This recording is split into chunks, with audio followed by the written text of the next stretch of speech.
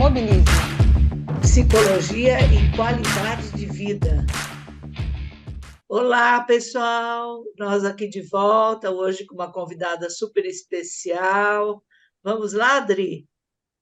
Vamos para mais um episódio especial dessa nossa terceira temporada.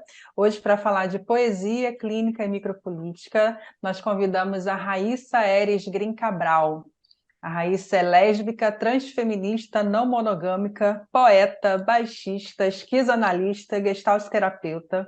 Ela é doutora em psicologia pela Universidade Federal de Santa Catarina, ex-integrante do Núcleo Margens, Modos de Vida, Família e Relações de Gênero, e autora do livro de poesias Sapa Profana, que foi publicado em 2018 pela Pade Editorial. Raíssa, seja muito bem-vinda ao nosso podcast. Obrigada por estar aqui. Obrigada, Adriana. Obrigada, Marta. É uma honra imensa estar aqui com vocês hoje, nessa conversa. Então, ouvindo a Adriana apresentar a Raíssa, eu já fiquei aqui querendo ouvir a poesia, já quis sair dançando, o que a Raíssa vai tocar, né? E aí, Raíssa, primeiro, vamos brindar o nosso dia, né? A sua presença aqui conosco e, e ouvir um pouco essa caminhada tua, né? Na poesia, na música, na clínica. Como é que é? Conta um pouco para nós de você. Obrigada, Marta. Então, a minha história na caminhada com a poesia, na música, mais recentemente, né? É um caminho que, de certa forma, né?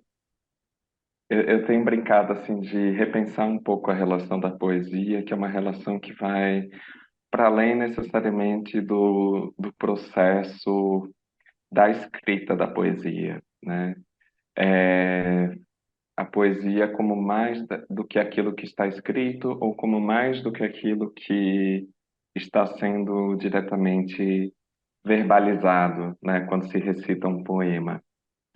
Mas a poesia como essa sensibilidade de relação com as palavras e de relação com a vida, que desvia as palavras de um lugar de destino fixo, né? Essa possibilidade da gente estabelecer com as palavras uma relação em que, para além das palavras dizerem verdade sobre nós, a gente conseguir ocupar as palavras fazendo delas um uso que esteja conectado com nossos afetos, que esteja conectado com as nossas dores, que esteja conectado com o que mobiliza a vida, de uma forma geral. E ocupando as palavras como um espaço mais de criação e de possibilidade do que como um lugar fixo, né, de determinar algo sobre nossas vidas. E para mim a poesia ela passa muito por esse lugar, né, sobretudo que eu vou me tornando, vou me entendendo poeta a partir do momento da minha vida em que eu me entendo lésbica, em que eu me entendo uma mulher trans, e são dois processos que na minha vida eles caminham muito juntos, né? Porque na minha história, o processo de assumir e entender minha identidade lésbica, ele passa pelo meu entendimento, pelo entendimento do meu corpo de ser uma mulher trans, né? Eu sendo uma pessoa que foi assinalada do sexo masculino ao nascer, né? Desejar mulheres não era necessariamente uma questão conforme eu ia crescendo, mas a questão para mim se tornou, né, o processo de quem é a pessoa que deseja, né, de quem sou eu que desejo mulheres, né, de que forma que eu as desejo, né, e entendendo que o apagamento da minha identidade de mulher, né, era algo que empurrava as relações que eu vivia para um espaço da heterossexualidade, de uma suposta heterossexualidade que não fazia sentido para mim, né? Que não fazia sentido para as relações que eu construía. E foi bastante a partir disso, né? A partir dessa compreensão de mim mesma, enquanto mulher, enquanto lésbica, né, nessa construção de um corpo de afetividades dissidentes, né, que se tornou muito presente na minha vida, o processo de me renomear, né, o processo de renomear meu corpo, renomear a mim mesma e renomear minhas relações, né, entendendo que tipo de relação que eu de fato queria viver, né, que tipo de relações que fazem sentido para mim, para quem sou, né. E é a partir disso que a poesia ganha um espaço de presença muito forte na minha vida. A partir do momento que eu começo nesse processo de me assumir enquanto uma mulher trans, enquanto lésbica, que eu começo a dar nome para processos que eu vivendo, né?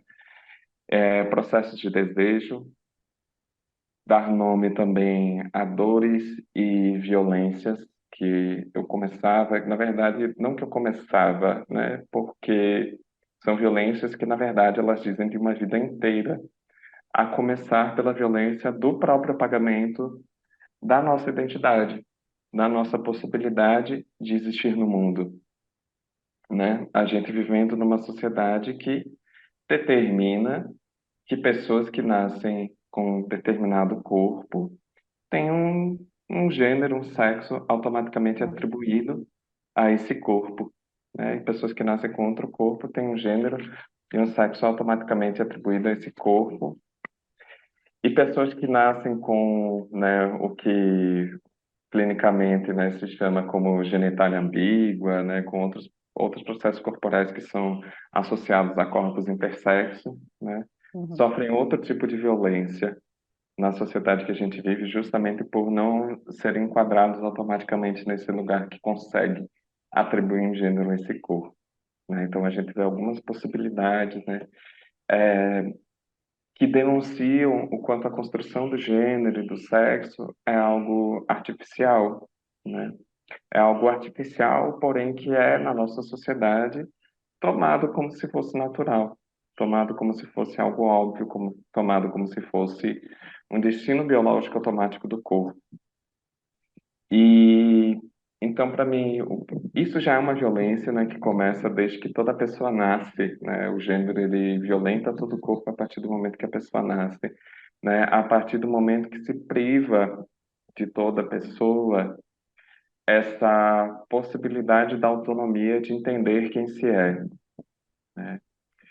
E porque antes desse corpo ter possibilidade de entender e dizer sobre quem se é, já é atribuído todo um conjunto de verdades sobre esse corpo a partir de sua biologia, antes que esse corpo tenha a própria possibilidade de entender e dizer algo sobre si, né? Então, se um corpo cromossomo XY, que tem determinadas genitálias, enfim, nasce, antes que esse corpo consiga dizer algo sobre si próprio, né, já é atribuído sexo, né, masculino, né, como se essa genitália, estes cromossomos fossem suficientes para definir quem essa pessoa é, né?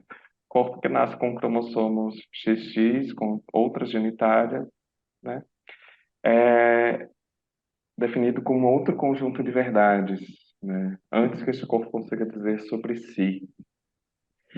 E eu acredito muito nesse processo da poesia como esse lugar da gente construir esse espaço de autonomia com relação à palavra. E para mim esse lugar da poesia tá muito associado com com o que eu acredito em termos de feminismo, né, com o que eu acredito em termos de luta política e micropolítica, né, entendendo essa conexão do macropolítico, mas também com a política que se constrói nas nossas vidas cotidianas.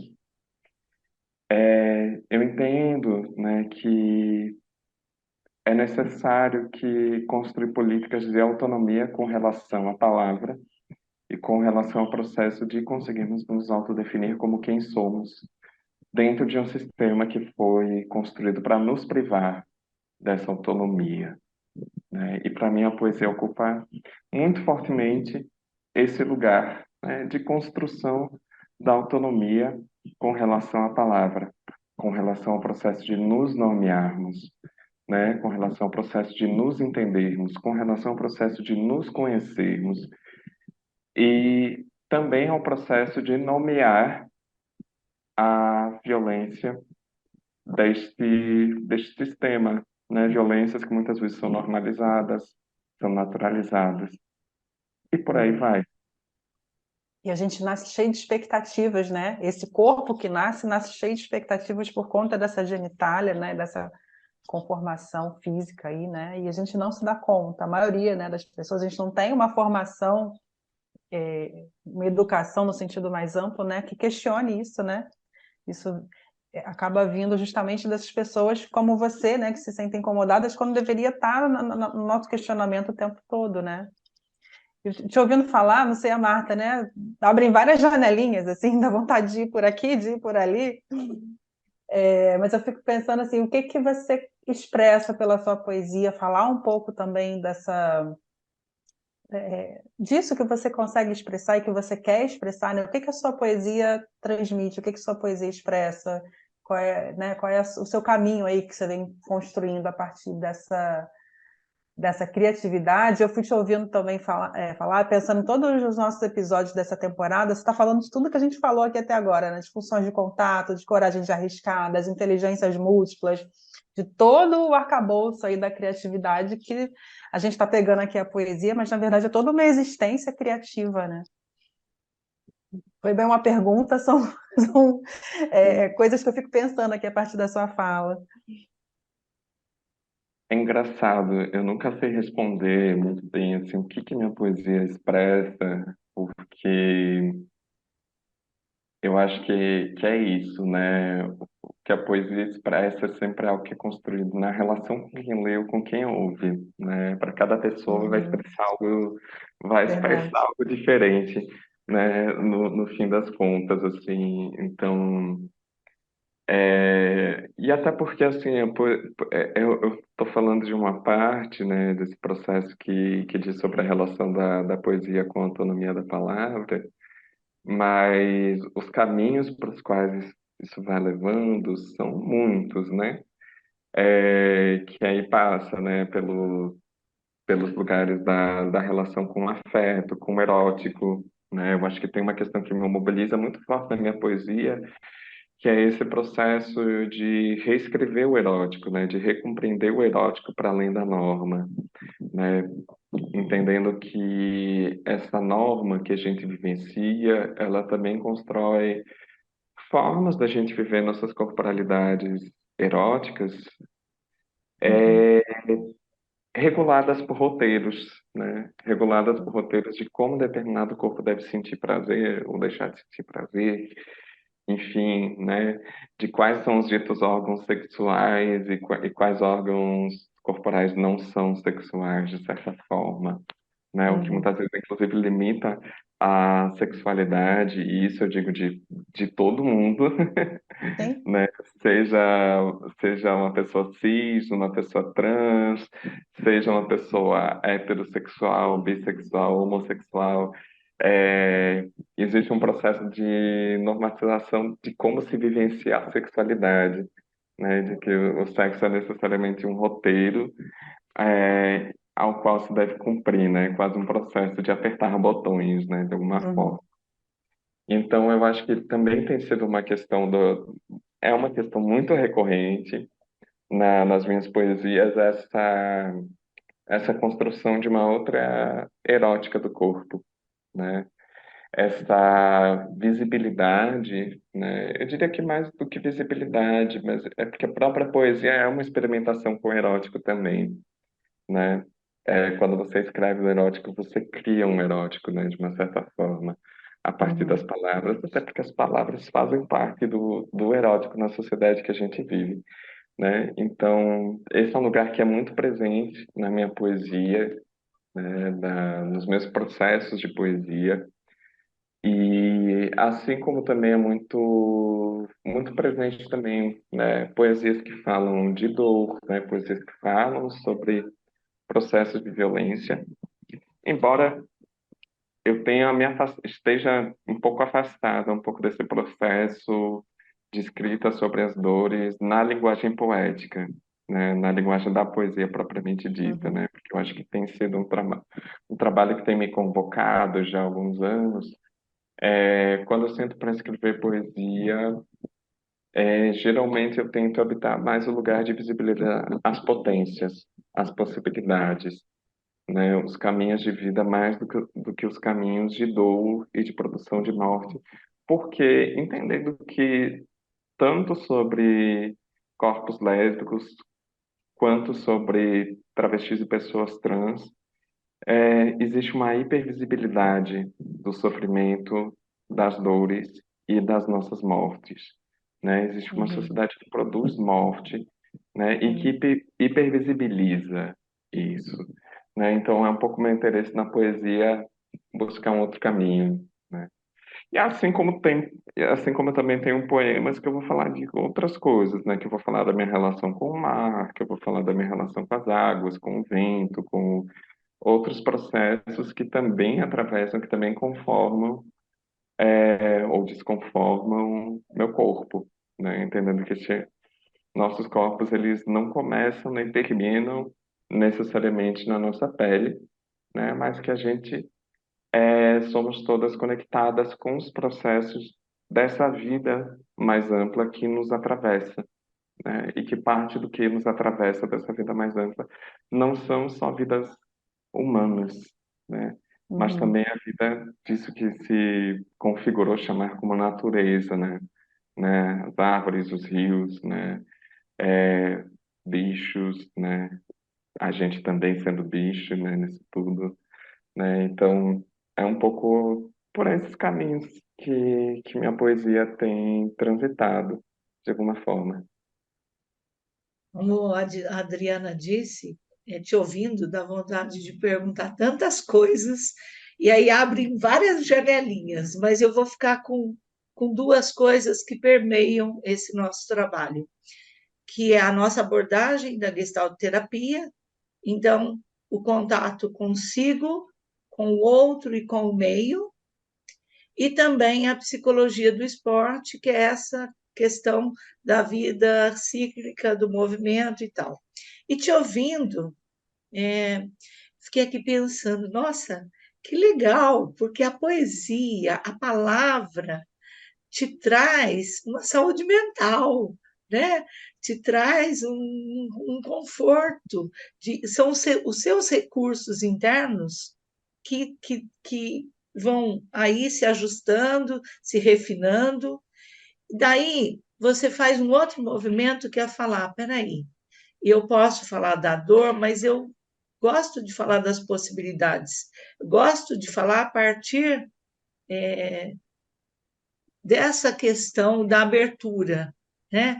E esse movimento é um movimento político, esse é um movimento de falar com o outro, de falar com o meio e de trazer essa contribuição. Então, te ouvindo, me ficou muito forte isso, sabe, Raíssa?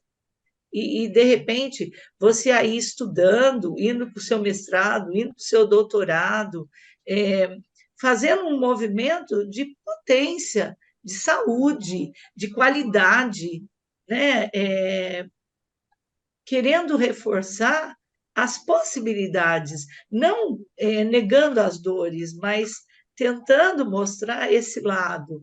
Então, isso me alegra muito, e isso mostra a possibilidade para nós humanos e para quem está nos ouvindo, dessa condição, né, de ser humana e reforçar esse contato consigo, com o outro, com o meio.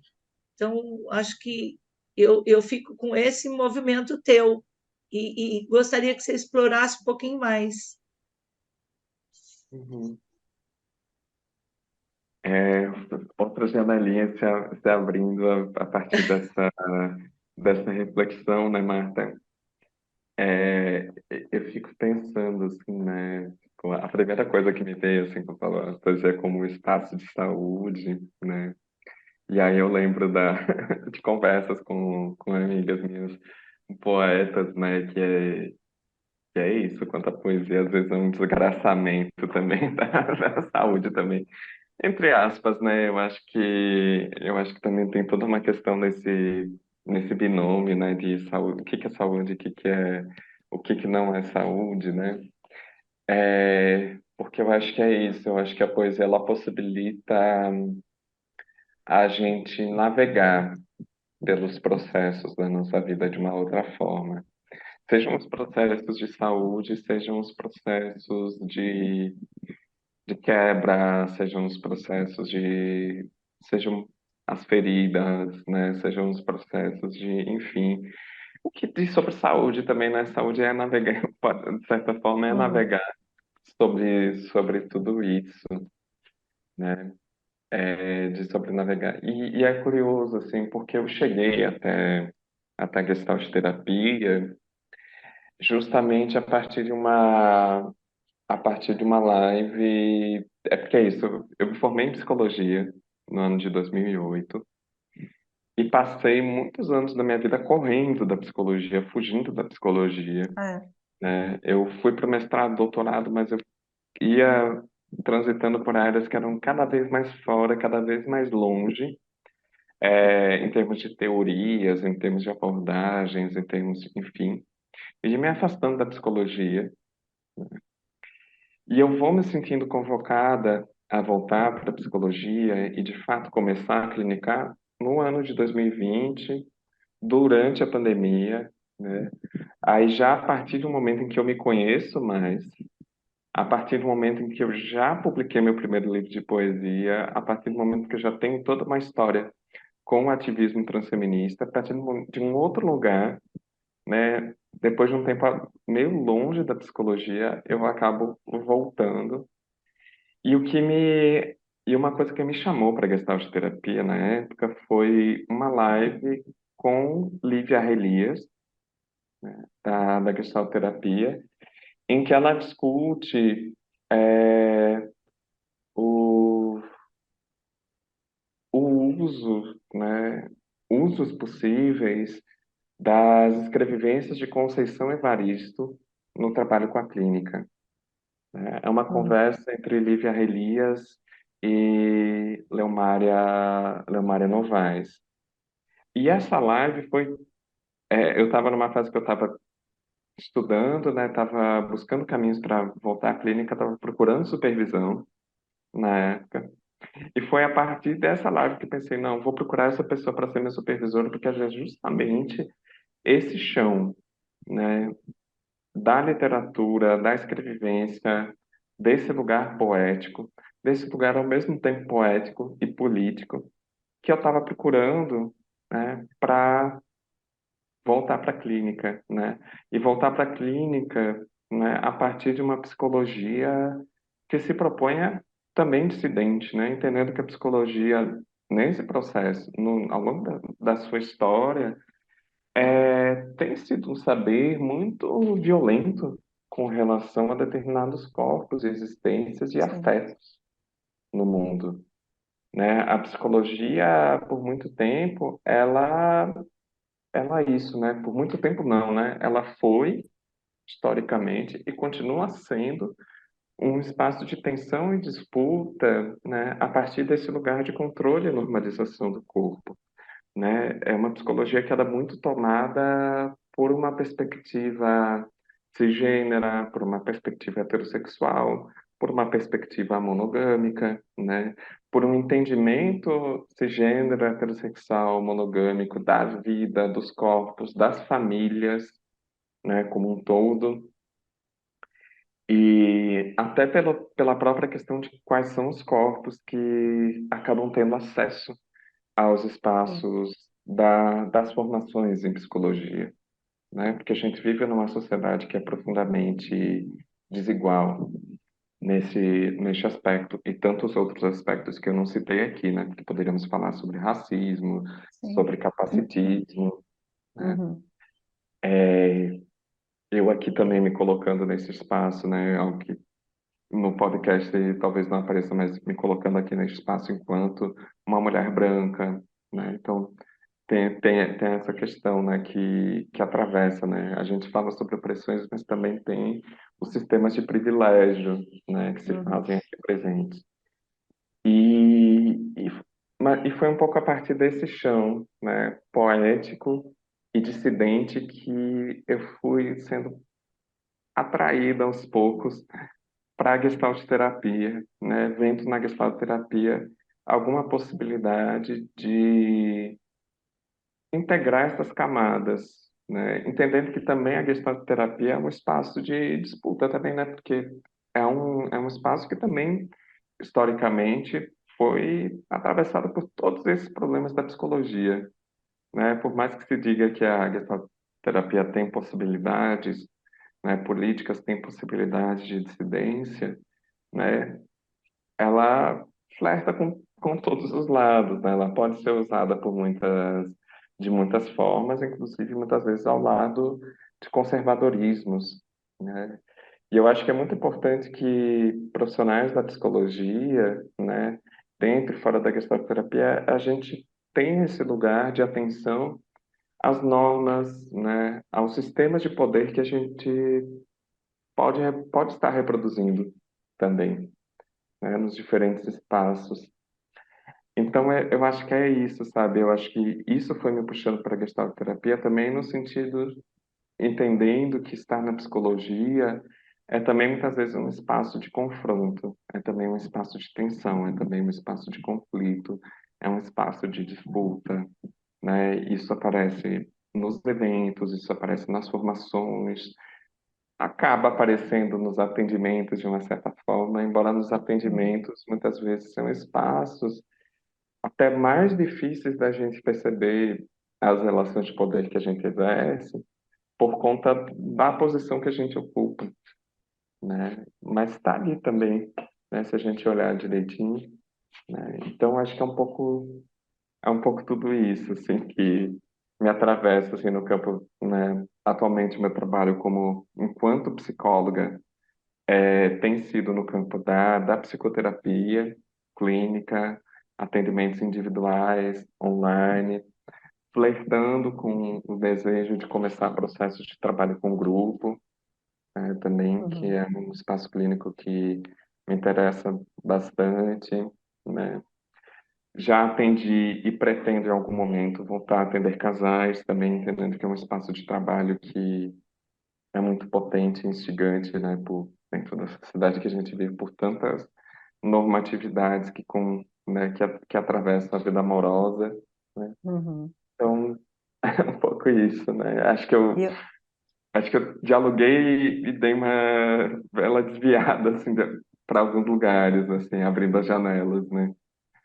não, pelo contrário, assim, e aí eu te ouvindo, tá, quer dizer, desvio sim no melhor sentido, né? Acho que a gente está falando de desvio aqui. E como é importante falar desse aspecto histórico, e aí não só da psicologia, mas de todos esses saberes, né? Que foram construídos aí, que continuam sendo construídos a partir de uma normatividade, né, do colonizador, para início de conversa, né, com todas as suas características aí. Eu lembro que ainda na faculdade, né, eu fiz uma pesquisa, e foi uma pesquisa que me marcou e que me impacta até hoje na minha vida profissional, com as teses da Faculdade de Medicina do Rio de Janeiro, que foi uma das primeiras, né, faculdades de medicina aqui no Brasil, e os Uhum. trabalhos de conclusão desses médicos, como a gente vê que dali se desmembraram, né, para psicologia, para nutrição, para fisioterapia, para diversas especialidades, e como está entranhado esse saber, né, branco, cis, hétero, europeu, enfim, tudo mais. E a gente muitas vezes não se dá conta, e eu estou falando dessas outras profissões também, porque a gente tem muitos psicólogos ouvindo e pessoas de outras profissões também, e fazer esse exercício, né, de um olhar minimamente crítico e dos privilégios, como você falou muito bem, né? A gente fala de um lugar, mas a gente está no lugar dos privilégios também. A gente não, estou falando de mim, né? Você falou aí, falar enquanto mulher branca, eu também, enquanto mulher branca, cis, hétero, também estou nesse lugar. E a gente precisa se olhar o tempo todo, porque a gente escorrega nesse mundo que a gente está mergulhado, a gente nasce mergulhado nisso. Eu nasci mergulhada nisso, no racismo, no machismo. Então, é um exercício que a gente faz, e eu fico pensando, na época que a gente está aí se aproximando do fim do ano, esse episódio está vindo aí já no final de 2023. Quanto que falar disso, a gente fala também dessa amorosidade, desse exercício da solidariedade, da convivência, né, do humano, da gente poder, não é só no final do ano, mas acho que o final do ano traz um pouco também essa oportunidade da gente parar e rever, independente de religião, né, poder assim, fazer essa avaliação, esse balanço também, o quanto que eu tenho exercitado essa humanidade, independente de todos os adjetivos que cada pessoa tem, né, poder olhar também com esse olhar que você está trazendo aí de uma maneira brilhante. Que ano, né, que tá terminando, né? Porque a gente está num ano que muitos processos de dores, de violência estão vindo muito fortemente à tona, Sim. né? Se a gente olhar para tudo que está acontecendo no contexto, né, das violências ambientais em Manaus, a guerra às drogas no Rio de Janeiro, tudo que está acontecendo, no Oriente Médio, outros tantos conflitos, né, que têm rompido, assim, a gente tem sido um processo de se deparar, é curioso, né, porque a gente vive numa sociedade brasileira, né, o Brasil ele é formado por uma história que tenta o tempo todo esconder a própria história, né, Uhum. fala um pouco sobre esse lugar, né, de acessar os trabalhos, né, na faculdade de medicina. E, de fato, é uma história que muitas vezes ela é apagada, ela acontece, ela é apagada, mas ela continua presente e persistente, né, nas nossas formações, nas nossas trajetórias, né. A sociedade brasileira tem muito esse contexto de apagar o histórico de violência, né, da colonização, né, da escravidão e dos seus efeitos até hoje, né, Uhum. na distribuição desigual de renda e tantos processos de violência que persistem, de naturalizar essa generalidade e construir um sistema de mundo que age como se pessoas trans e travestis não existíssemos nesse mundo, o pressuposto da heterossexualidade compulsória, a monogamia naturalizada como modelo único de relacionamento entre as pessoas, né, como única possibilidade de formação de famílias. Então, a gente tem uma sociedade que é muito violenta e, ao mesmo tempo, esconde muito violência dentro Uhum. do seu É sistema. velado, né? É velado, é velado. E a gente está num momento histórico, me parece que muito desse processo de velar a violência e é curioso, né? Porque é tanto um velar a violência e um velar pela violência, de certa forma, né? Se a gente parar para Uhum. olhar bem. Muito desse processo está falhando, né? Está rachando, né? E as violências vão se tornando cada vez mais escancaradas.